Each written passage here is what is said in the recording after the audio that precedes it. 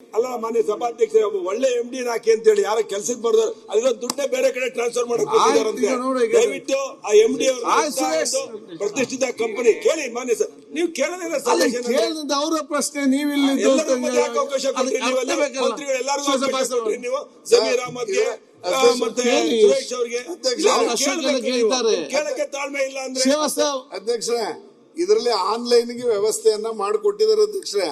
Online ಅಲ್ಲಿ ಅಂದ್ರೆ ಅವ್ರಿಗೆ ಬೇಕಾದ ಚಾಯ್ಸು ಸಿಗೋದಿಲ್ಲ ಅಧ್ಯಕ್ಷರೇ. ಗೋಡೌನ್ ಅಲ್ಲಿ ಅದು ಶೋರೂಮ್ ಅಲ್ಲಿ ಯಾವ್ದಿರುತ್ತೆ ಅದಕ್ಕೆ ಮಾತ್ರ ಅವ್ರು ಆನ್ಲೈನ್ ಅಲ್ಲಿ ಹಾಕೋಬೇಕು. ಅವ್ರಿಗೆ ಬೇಕಾದಂತ ರೀತಿಯಲ್ಲಿ ಮಾಡೋದಿಕ್ಕೆ ಫ್ಯಾಕ್ಟ್ರಿನ ಸ್ವಲ್ಪ ದೊಡ್ಡದ್ ಮಾಡಿದಂಗ ಮಾತ್ರ ಸಾಧ್ಯ ಅನ್ನೋದನ್ನ ಸಚಿವರ ಗಮನಕ್ಕೆ ತರ್ತಾ ಇದ್ದೀನಿ. ಆನ್ಲೈನ್ ಅಲ್ಲಿ ಮಾಡಿರೋದು ಒಳ್ಳೇದು, ಬಟ್ ಸ್ಟಾಕ್ ಸಿಗೋಂಗ್ ನೋಡ್ಕೋಬೇಕು ಸರ್. ಹರೀಶ್ BP ಅಧ್ಯಕ್ಷರೇ ಹೇಳೋದು ಬೇಡವಾ? ಇಲ್ಲಿ ನಾವು ಫ್ಯಾಕ್ಟ್ರಿ ಎಕ್ಸ್ಪಾನ್ಷನ್ ಮಾಡೋ ಯೋಜನೆ ಇದೆ ನಮಗೆ.